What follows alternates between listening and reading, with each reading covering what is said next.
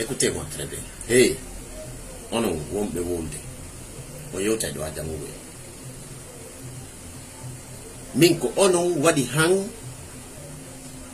Ousmane Gawal mon do video ono wadi hang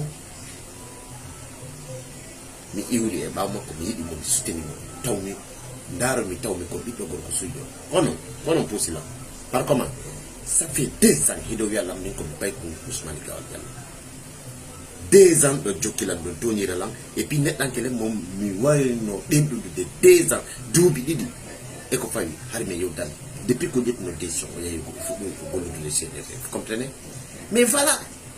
Même il a dans la radio, dit partout les médias, communicants, des réseaux sociaux, tant.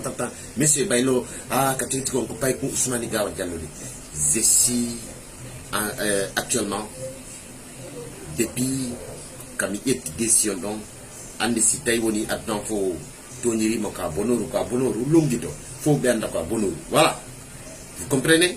Donc, je suis l'enfant de Gawal Ousmane, monsieur le ministre porte-parole du gouvernement guinéen actuellement. Je suis son petit. Voilà.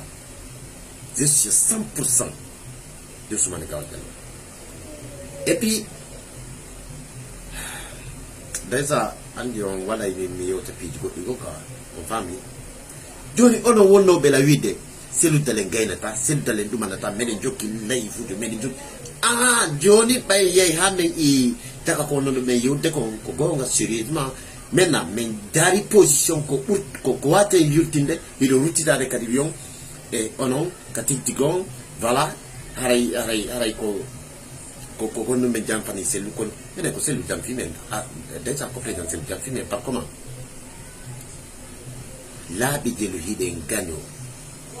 Be accepta ɗum perdiren noon wonira noon yalta zéro ɓe ɗanni ke ɓe yalti kalede janane fo inni yoɓe hooti fo waaji kede ni militant et militante ɓe yii ko won e dugude ngira men kon ene ko mayde ɓe huuli ka ko sokede mi sikkile siko sokede ɓe huuli guluje neɗɗanke sokama sat maɓɓe guluje neɗɗanke leydi legne warama sat maɓɓe ene haray ko ɗum ɓe huuli donc voilà terteme min jokkay neɗɗo kelluɗon vous comprenez voilà on ɓoyi la wiide kon pay ko Ousmane Gawal Diallo je vais vous montrer mais on l'a joni ko mi pay ko makko très clair et net c'est ça la réalité donc komi anintinta ɓe ka Chirac militant et militante ta goɗɗo aru jokkira men walla jokkira Ousmane Gawal fi sabu mbuɗi dey jokkirmo ɓayda tanƴini ko gaynayɗo jokkirmo ɓayda tanƴini ko yurtinayɗo jama leydi ndin